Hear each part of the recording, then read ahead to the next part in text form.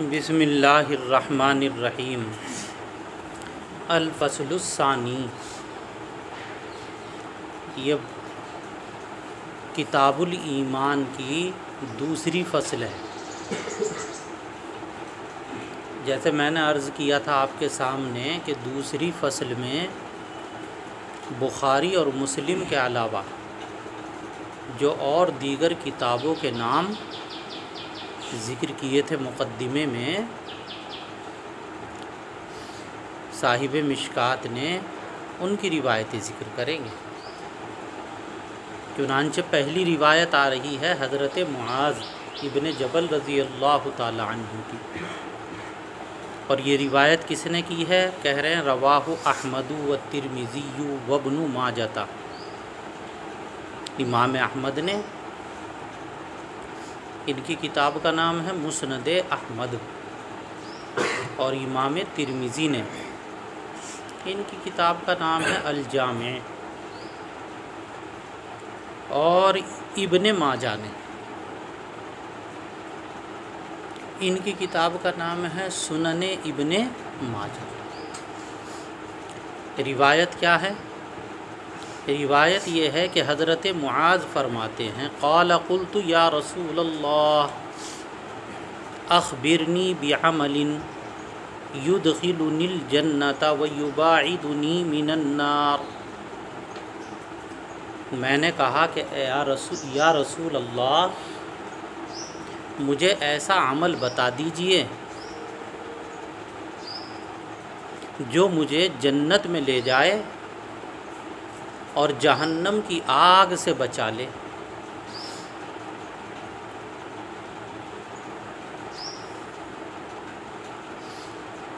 تو اس کے اوپر اللہ کے نبی علیہ السلام نے کیا فرمایا؟ قالا، راوی کہتے ہیں وہ حضور پاک علیہ السلام نے فرمایا قالا لقد سألت عن امر عظیم، تم نے ایک بڑا سوال کیا، اور واقعی بڑی چیز ہے یہ جس کے بارے میں سوال کیا گیا، کیونکہ قرآن پاک میں کہا ہے نا فمن زحزح عن النار وادخل الجنۃ فقد فاز۔ جس بندے کو جہنم سے بچا لیا گیا اور جنت میں داخل کر دیا گیا تو سمجھو وہ کیا ہو گیا؟ کامیاب۔ تو یہ تو تم نے کامیابی کا سوال کر لیا، نجات کا سوال کر لیا۔ لقد سألت عن امر عظیم، تم نے سوال کیا ہے کس کے بارے میں؟ بڑی چیز کے بارے میں بڑا سوال کیا ہے۔ وَإِنَّهُ لَيَسِيرُ عَلَى مَنْ يَسَّرَهُ اللَّهُ تَعَالَى عَلَيْهِ، اور یہ چیز آسان بھی ہے جس کے لیے اللہ تعالیٰ آسان کر دے، جس کے لیے اللہ آسان کر دے تو کیا ہے یہ؟ آسان بھی۔ خیر، اب آپ نے جواب دیا، آپ نے جواب یہ دیا کہ جنت میں لے جانے والی اور جہنم سے بچانے والی جو چیزیں ہیں وہ نمبر 1 ہے تعبد اللہ، کہ تو اللہ کی عبادت کر، جسے توحید کہتے ہیں۔ وَلَا تُشْرِكْ بِهِ شَيْئًا، وَلَا تُشْرِكُ بِهِ شَيْئًا، اور اللہ کے ساتھ کسی کو شریک نہ ٹھہرا۔ یہ پہلی چیز ہو گئی، اللہ کی توحید اور شرک سے بچنا۔ دوسری چیز ہے وہ تقیم الصلاۃ، نماز قائم کرو۔ تیسری چیز ہے وہ تؤتی الزکوٰۃ، زکوٰۃ ادا کرو۔ اور چوتھی چیز ہے وہ تصوم رمضان، رمضان کے روزے رکھو۔ اور پانچویں چیز ہے وہ تحج البیت، خانہ کعبہ کا حج کرو۔ بیت سے مراد ہے خانہ کعبہ۔ تو 5 چیزیں ہو گئیں۔ نمبر 1 توحید یعنی ایمان، دوسری چیز ہے اقامت صلاۃ، اور تیسری چیز ہے ایتائے زکوٰۃ، اور چوتھی چیز ہے صوم رمضان، اور پانچویں چیز ہے بھائی حج۔ یہ 5 چیزیں ہیں کہ جو بندے کو جنت والا بنا دیتی ہیں اور جہنم سے بچا دیتی ہیں۔ اس کے بعد آپ نے مزید اور وضاحت فرمائی اور تفصیل فرمائی، کیا کہا؟ ثم قال الا ادلک علی ابواب الخیر، آپ نے فرمایا کیا میں تمہیں خیر کے دروازوں کی طرف رہنمائی نہ کروں؟ کیا میں تمہاری خیر کے دروازوں پر رہنمائی نہ کروں؟ کیا ہے بھائی خیر کا دروازہ؟ آپ نے فرمایا الصوم جنہ، روزہ ڈھال ہے۔ جنہ کہتے ہیں ڈھال کو جس سے تلوار کا وار روکا جاتا۔ تو جیسے ایک سپاہی دشمن کے وار کو ڈھال سے روکتا ہے، ایسے ہی بھائی روزہ جو ہے وہ شیطان کے وار کو روکنے کے لیے ڈھال ہے۔ الصوم جنہ، روزہ کیا ہے؟ ڈھال ہے۔ اتنی بڑی چیز ہے، اس سے شیطان کا وار رکتا ہے۔ والصدقۃ تطفئ الخطیئۃ، اور آپ نے یہ فرمایا کہ راہ خدا میں خرچ کرنا گناہوں کو ایسا ہی مٹا دیتا ہے، کما یطفئ الماء النار، جیسا کہ پانی آگ کو بجھا دیتا ہے۔ بھئی کہیں آگ لگ رہی ہو، پانی ڈال دو بجھ جائے گی۔ کہا اسی طریقے سے راہ خدا میں خرچ کرنا بھی گناہوں کو مٹا دیتا ہے۔ تو پہلے تو آیا تھا ایتائے زکوٰۃ، وہ فرض تھی، اس کو کہتے ہیں انفاق۔ کون سا انفاق؟ جو فرض ہے۔ اور یہاں جو انفاق ہے وہ کون سا انفاق ہے؟ نفل۔ اور آپ نے یہ بھی ارشاد فرمایا صلاۃ الرجل فی جوف اللیل،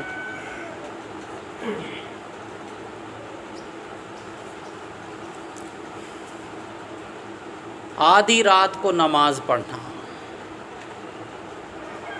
جسے تہجد کی نماز کہتے ہیں، آدھی رات کو۔ یہ تو مبتدا ہے، خبر کہاں ہے؟ خبر محذوف ہے۔ کیا ہے وہ خبر؟ تطفئ الخطیئۃ، گناہوں کو مٹا دیتا ہے۔ رات کی نماز بھی گناہوں کو مٹاتی ہے۔ تو صلاۃ الرجل فی جوف اللیل، یہ پورے کا پورا مبتدا ہے، خبر اس کی محذوف۔ پھر اس کے بعد قرآن پاک کی یہ آیت تلاوت فرمائی، کس نے؟ حضور پاک صلی اللہ علیہ وسلم نے۔ ثم تلا، پھر آپ نے یہ آیت تلاوت فرمائی۔ تلا یتلو، تلاوتاً کے معنی تلاوت کرنا، قرآن کا پڑھنا۔ تتجافی جنوبہم عن المضاجع، یہ آیت تلاوت فرمائی۔ ثم قال، پھر آپ نے فرمایا، یعنی حضور پاک علیہ الصلاۃ والتسلیم نے فرمایا۔ قال کا فاعل نبی کریم صلی اللہ علیہ وسلم۔ یہ ساری کی ساری باتیں حضرت معاذ ہی کے سامنے ہو رہی ہیں۔ الا ادلک برأس الامر وعمودہ وذروۃ سنامہ، برأس الامر، یاد رکھو امر سے مراد یہاں پر دین ہے۔ امر سے مراد یہاں پر دین ہے، اور عمود ستون کو کہتے ہیں، ستون جس کے اوپر عمارت قائم ہوتی ہے۔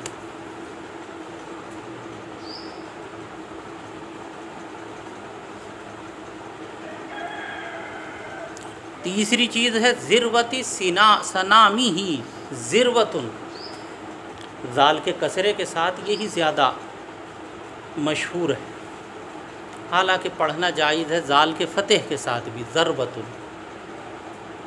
لیکن کسرے کے ساتھ ہی روایت ہے۔ ذروتن، ذروتن کہتے ہیں کسی بھی چیز کی بلندی کو، چنانچہ ذروت الجبال کہیں گے پہاڑ کی چوٹی کو، تو ذروتن بلندی کو کہتے ہیں چاہے وہ کسی بھی چیز کی۔ دوسرا لفظ ہے یہاں پر سنامن، سنام کہتے ہیں اونٹ کے کوہان کو۔ تو آپ نے مثال جو دی وہ اونٹ کی دی، وجہ یہ ہے کہ عرب کے اندر اونٹ ایک عام جانور ہے، سب لوگ اسے دیکھتے ہیں، رات دن لوگوں کی نظروں کے سامنے وہ جانور رہتا ہے۔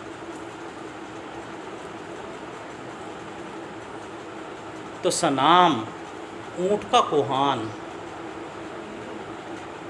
کیا کہا آپ نے؟ ثم قال، پھر آقا صلی اللہ علیہ وسلم نے فرمایا، الا ادلک برأس الامر وعمودہ وذروۃ سنامہ، کیا میں تمہیں دین کا سر اور اس کا ستون اور اس کے کوہان کی بلندی کے بارے میں نہ بتا دوں؟ تین چیزیں، دین کا سر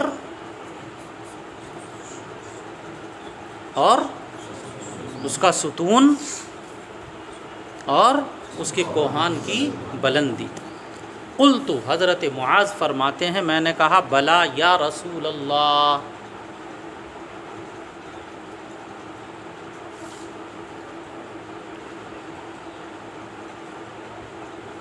ہاں اے اللہ کے نبی صلی اللہ علیہ وسلم ضرور بتائیے۔ تو آپ نے فرمایا کیا؟ قال رأس الامر الاسلام، آقا صلی اللہ علیہ وسلم نے فرمایا کہ دین کا سر اسلام،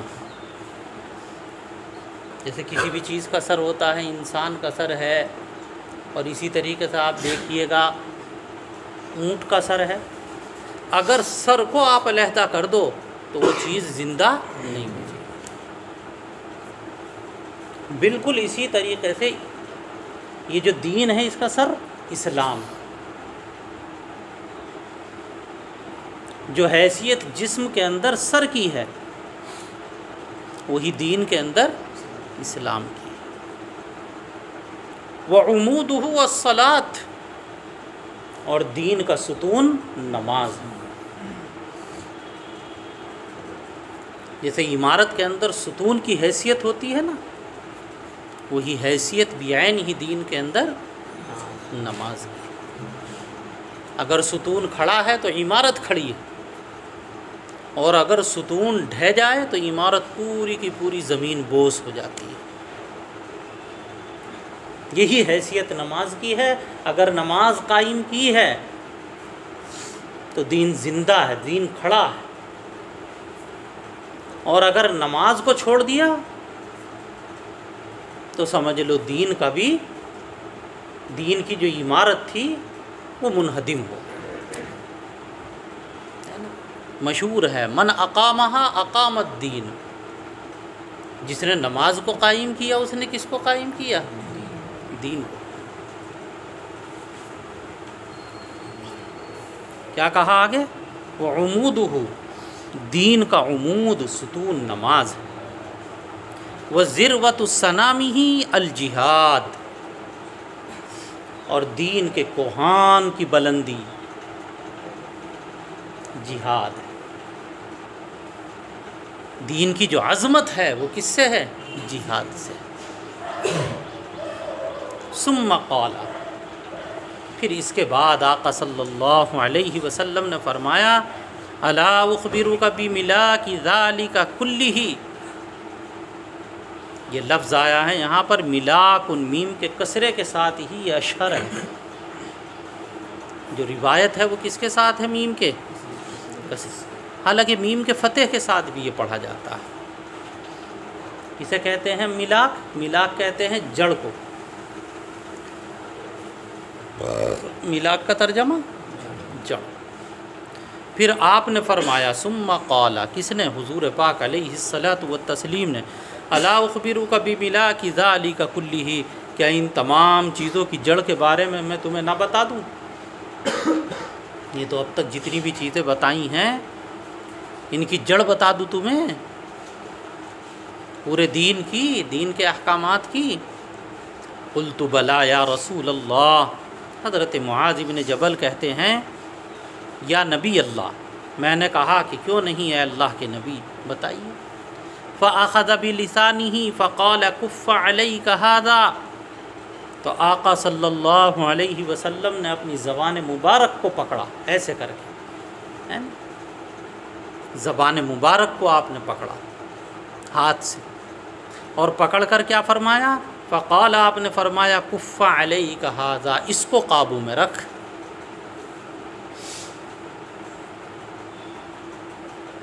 ہے تو بہت چھوٹی سی جسم کے اعتبار سے، لیکن کام بہت بڑے بڑے ہیں۔ کف علیک ھذا، اس کو قابو میں رکھ۔ فقلت یا نبی اللہ انا لمؤاخذون بما نتکلم به، حضرت معاذ فرما رہے ہیں میں نے کہا کہ اے اللہ کے نبی، انا، ہمارا مواخذہ ہوگا ان باتوں پر، ان الفاظ پر جو ہم اپنی زبان سے ادا کرتے ہیں۔ یعنی ہم تو یہی سوچتے ہیں کہ جو زبان سے ہم نے کہہ دیا وہ فضا کے اندر تحلیل ہو گیا، ختم ہو گیا، بس۔ تو کیا ہمارا مواخذہ ہوگا، ہم سے سوال جواب کیا جائے گا زبان سے نکلے ہوئے الفاظ پر بھی؟ دیکھیے آپ ترجمہ، وَإِنَّا لَمُؤَاخِذُونَ، کیا ہمارا مواخذہ ہوگا ان الفاظ پر، ان الفاظ کی وجہ سے جن کا ہم تکلم کرتے ہیں، جو ہماری زبان سے نکلتے ہیں۔ قال، تو آپ صلی اللہ علیہ وسلم نے فرمایا ثقلت کا امو کا یا معاذ۔ ثقلت باب سمیہ سے استعمال ہوتا ہے،